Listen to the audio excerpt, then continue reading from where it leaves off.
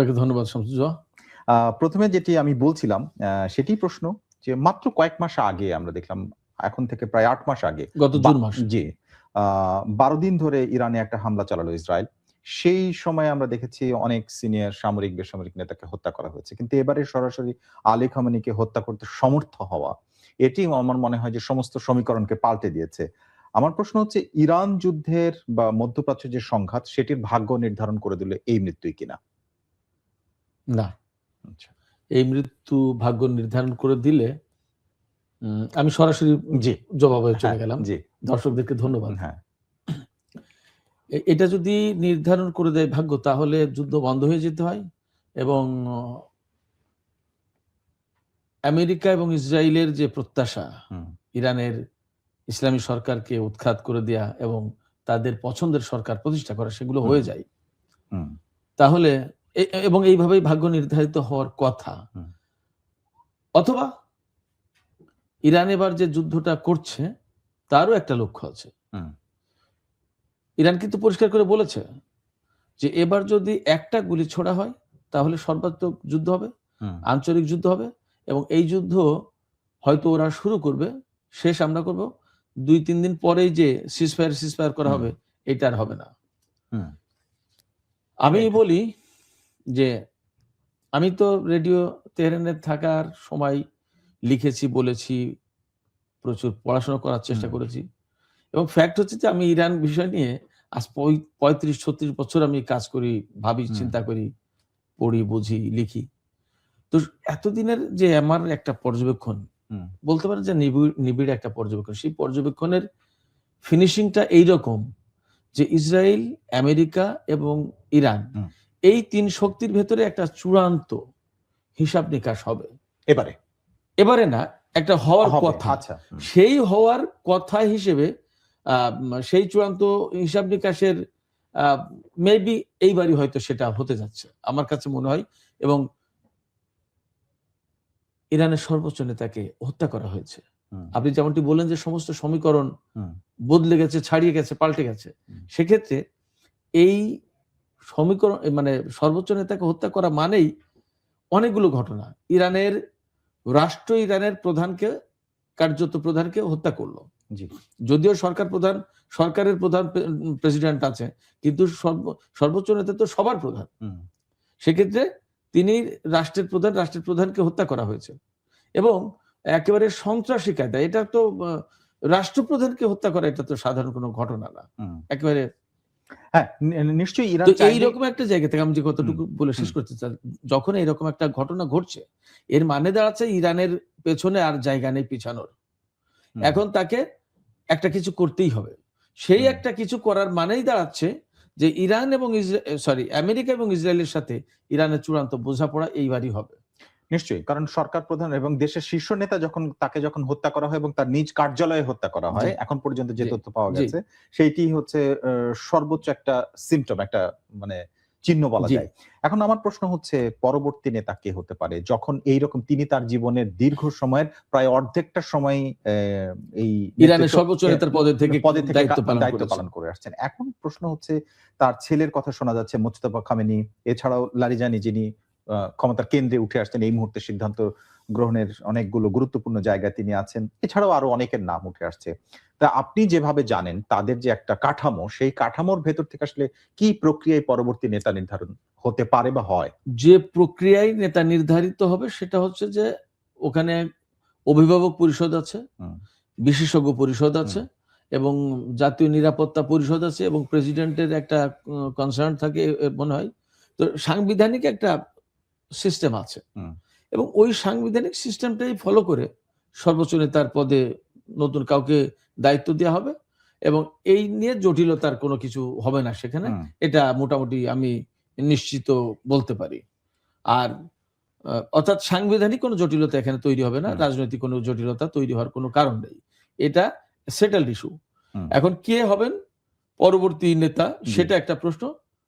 Mojtaba খামেনির কথা অনেকবারই উচ্চারণ হয়, কথা আসে যে তিনি পরবর্তী নেতা এবং আমি যতদূর যা বুঝি জানি যে এই প্রচারণাটা অনেকটা পশ্চিমা গণমাধ্যমের। আচ্ছা। তো সেক্ষেত্রে মানে অনেকে এইভাবে দেখাতে চেয়েছেন যে তিনি তো এত বছর থাকলেন, পরবর্তীতে তার ছেলেকে উত্তরাধিকার করে দিয়ে যেতে চান, তার মানে খানিকটা রাজতান্ত্রিক একটা ধারার সাথে উনার জীবনটাকে মিলিয়ে দেওয়ার চেষ্টা করে এই অ্যাঙ্গেল থেকেই পশ্চিমা গণমাধ্যম সম্ভবত এই বিষয়টা তুলে ধরে। আমার মনে হয় না যে মোস্তফা খামেনি নির্বাচিত হবে, এবং এই ব্যাপারে তিনি কিন্তু কোন ওই যে যোগ্যতার কোনো বিষয় আছে নাকি তার ছেলের জন্য হবে না, ছেলের জন্য তিনি ছেলে বলে হবেন এই কথা বলা হয়, প্রচার করা হয়, কিন্তু তিনি ছেলে বলে হবেন না এইটাই বরং অনেকটা খানিকটা সত্যি। যদি যোগ্যতার প্রশ্ন থাকে, ডেফিনেটলি যোগ্যতার তো প্রশ্ন আছে। সর্বোচ্চ নেতা, তিনি পররাষ্ট্রনীতি দেখবেন, প্রতিরক্ষা নীতি দেখবেন, টোটাল দেশের তিনি তো অভিভাবক হবেন, প্রেসিডেন্ট, সংসদ সবার অভিভাবক। তো সবার অভিভাবক যখন, তখন তো তার ওই রকম কোয়ালিটি, তার ওই রকম এক্সপিরিয়েন্স, তার ওই রকম আপনার কম্পিটেন্স এগুলো থাকতে হবে। তা না হলে তো তাকে এইরকম পজিশনে তো বসানো যাবে না। সেক্ষেত্রে এটা ওই অভিভাবক পরিষদ এবং বিশেষজ্ঞ পরিষদ বা সাংবিধানিক যে সিস্টেম এবং এই কাজে যাদের যাদের নিযুক্ত থেকে নেতা নির্বাচন করার কথা তারা করবেন, এবং ডেফিনেটলি এই জায়গায় যোগ্যতা, অভিজ্ঞতা এবং পলিটিক্যাল তার কনসাসনেস, তার জ্ঞান, তার যোগ্যতা, তার দূরদর্শিতা, এই সমস্ত বিষয়গুলো বিশেষভাবে বিবেচনায় আনা হবে। আপনি যেটা বলছেন সেটা হচ্ছে যে একটা প্রসেস আছে, সেই সিস্টেম অনুযায়ী এটা পরিবর্তিত হবে, সাংবিধানিক একটা মানে সমাধান দেয়া আছে। কিন্তু আপনি আজকে আমাদের পত্রিকায় একটা লেখা এসেছে, সেখানে আপনি বলেছেন যে যে ইরানে যে ক্ষমতার পালাবদল, এটি অবশ্যই প্রয়োজন এখন, কিন্তু সেই ক্ষমতার পালাবদলটা খুব সহজ হবে না। সেই সহজ হবে না বলতে আপনি আসলে কি বলছেন, সমস্যাটা কোথায়? খুবই, আমি ওই জায়গায় যেটা আমি বুঝেছিলাম, আমাকে যে প্রশ্ন করা ছিল, আমি যে কথার প্রেক্ষাপটে ক্ষমতার পালাবদল সহজ হবে না বলতে বুঝিয়েছিলাম যে ইসরায়েল এবং আমেরিকা যে ইরানে ক্ষমতার পালাবদল ঘটাতে চাই, এই পালাবদল ঘটানোটা খুব সহজ হবে না। অর্থাৎ ইরানের সরকার পরিবর্তন করাটা আমেরিকা এবং ইসরায়েলের জন্য খুব সহজ হবে না। রেজিম চেঞ্জের যে ব্যাপারটা, ওইটা মিন করেছি যে ওইটা সহজ হবে না। আর এমনি যে ইরানের যে এই যে সর্বোচ্চ নেতা চলে গেলেন, তার জায়গায় নতুন কোন নেতা নির্বাচন, এটা কঠিন হওয়ার কিছু নেই, জটিল হওয়ার কিছু নেই। বরং আমি তো বললাম যে এটা সাংবিধানিক প্রক্রিয়ায়, মানে সেটেলড ইস্যু, যেহেতু সাংবিধানিক প্রক্রিয়া এটা হয়ে যাবে। আমি সহজ হবে না বলতে আমি মিন করেছিলাম ইসরায়েল এবং আমেরিকা যেটা চায় ওইভাবে হবে না, ওইটা হবে না। মানে ইসলামী শাসন ব্যবস্থার অবসান ঘটিয়ে, ইসলামী সরকার বা বিপ্লবী সরকারের অবসান ঘটিয়ে তাদের পছন্দ মতো, যেমন রেজা শাহের ছেলে রেজা পাহলবিকে তারা বসাতে চান, এই বসানোটা খুব সহজ হবে না। আমি এটা আচ্ছা, এবার একটু আসি, এমনি যে কোনো একটা দেশের সবচেয়ে নিরাপদ এবং সবচেয়ে বেশি সিকিউরিটি দেওয়া হয় সেই রাষ্ট্রের প্রধান, সর্বোচ্চ নেতা, তারপরে প্রতিরক্ষা মন্ত্রী, সশস্ত্র বাহিনী প্রধানরা খুবই সুরক্ষিত একটা জায়গার মধ্যে থাকে। এবং ইরান এই সময়ে বেশ কিছুদিন ধরে টানা একটা যুদ্ধ পরিস্থিতির মধ্যে আছে। সেই রকম সময় আপনার মনে হয় যে সশস্ত্র বাহিনীর প্রধান মুসাভিকে, তারপরে নাসির জাদে প্রতিরক্ষা মন্ত্রী, যাদেরকে হত্যা করা সম্ভব হয়েছে, এবং সবশেষ আপনার সর্বোচ্চ নেতাকে, এইটা একই সাথে একদম পরপর হত্যা করা সম্ভব হলো, আপনার কাছে কি মনে হয় যে এইটা গোয়েন্দা ফেলিওরের জন্য হয়েছে এবং সেটা ইরানের দুর্বলতা আসলে আছে? এই জায়গায় তো অবশ্যই বলতে হবে যে গোয়েন্দা ফেলিওরিটি। কারণ যখন এই বিভাগটা সফল, তখন তো এই ধরনের হামলার আগেই তাদের কাছে তথ্য থাকার কথা, আসার কথা, যে এই হতে যাচ্ছে, এখান থেকে এক্ষুনি আপনারা মুভ করেন, জায়গা ছাড়েন, সেই পজিশনে যান, ইত্যাদি ইত্যাদি। এইটা যেহেতু হয়নি, তাহলে ডেফিনেটলি গোয়েন্দা ব্যর্থতা, এটা একটা ব্যাপার।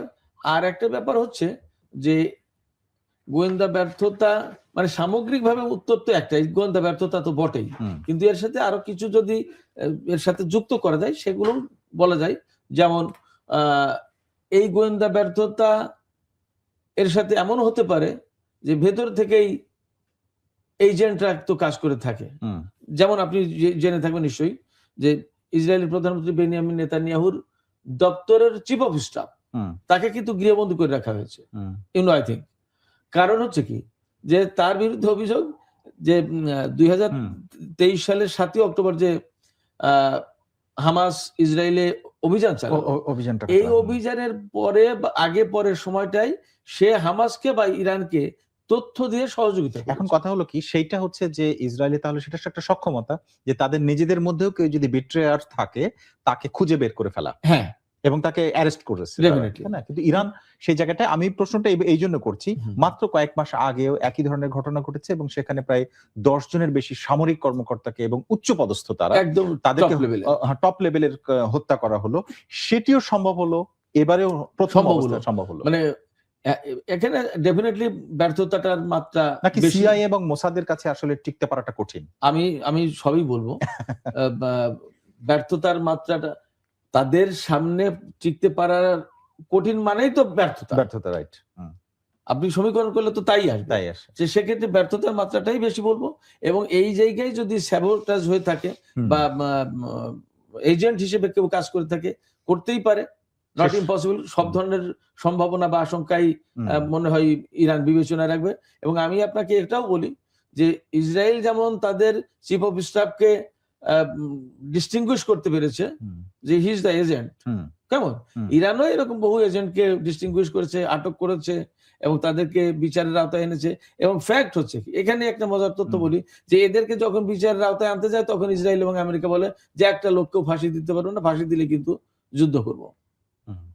তার মানে তাদের এজেন্ট সেট করা, তাদের এজেন্টদেরকে বিচার করতে গেলে, ইরান বিচার করতে গেলে তাদের বিচার করতে দেয় না। কতটা অধীনস্থ কান্ট্রি, কতটা অধীনস্থ গভর্নমেন্ট চাই ইসরায়েল এবং আমেরিকা। ওকে, এবারে একটু আসি এভাবে যে আপনি যেটা এর মধ্যে বলেছেন যে যুক্তরাষ্ট্র প্রথমত ইসলামী শাসন অবসান চায়, যেটা খুব একটা কঠিন হবে না আপনার মন্তব্য। তো আমার প্রশ্ন হচ্ছে যে পর পর একের পর এক যুদ্ধ করছে এবং একের পর এক হামলা করছে, অনেকটা ঘোষণা দিয়ে অনেকটা বোঝা যাচ্ছে যে ইরান এখন তোপের মুখে।